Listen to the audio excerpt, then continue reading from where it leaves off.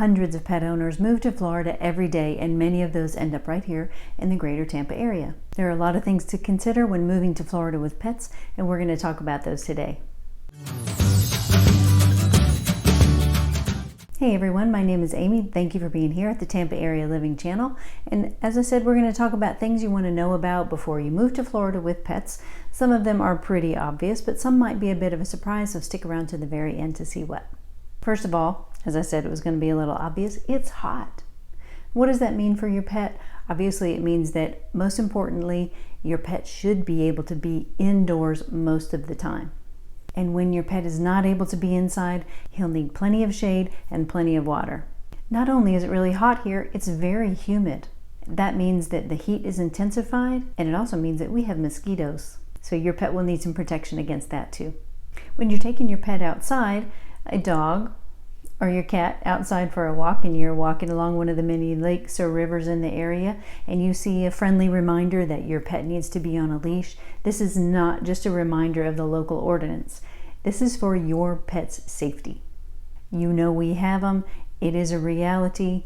Alligators are here. So if your pet is on a leash, he's much safer.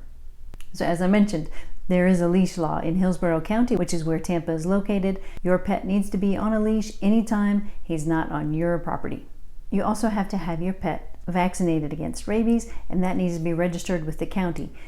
Hillsborough County has a great website and even has a really great section all about pets, and I have put that link in the description below. Now here's an issue that can be a bit of surprise to people moving to Florida with their pets, especially if they've not had to deal with homeowners associations in the past. So a homeowners association, a condo association, whatever, a management company can have, and very often has, restrictions about pet ownership.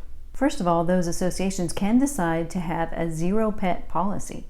Typically, if there's a zero pet policy, it's because it's a smaller community where the homes are in very close proximity to each other. Could be a condo, high-rise, mobile home park. That can also include indoor pets like birds if they're rather noisy. Fish, I don't think there's any restrictions about fish unless you have this giant tank. A homeowners association might also, and this is very common, restrict the number of pets that you may own. For example, sometimes it's 1, but the magic number is usually 2. An association can also put a limit on the size of the pets. Sometimes it's a really small pet, smaller than 20 pounds. It could be 35, 40, 60, 75, just depends on the association and its rules. Another thing of particular interest to dog owners is that there can be breed restrictions. Anytime a homeowners association decides that a breed is high risk or dangerous or a nuisance, and the breeds that typically come to people's minds, unfortunately, are going to be like pit bulls, German shepherds, Rottweilers. It can be a long list.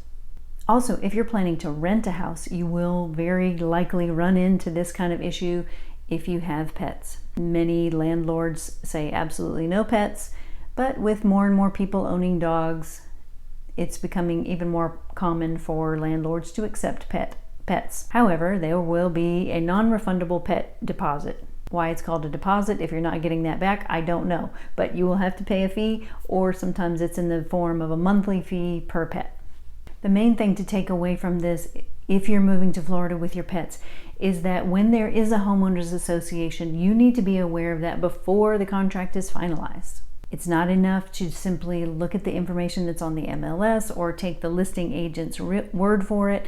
Your realtor should verify the information by contacting the management company and getting those rules and bylaws in writing.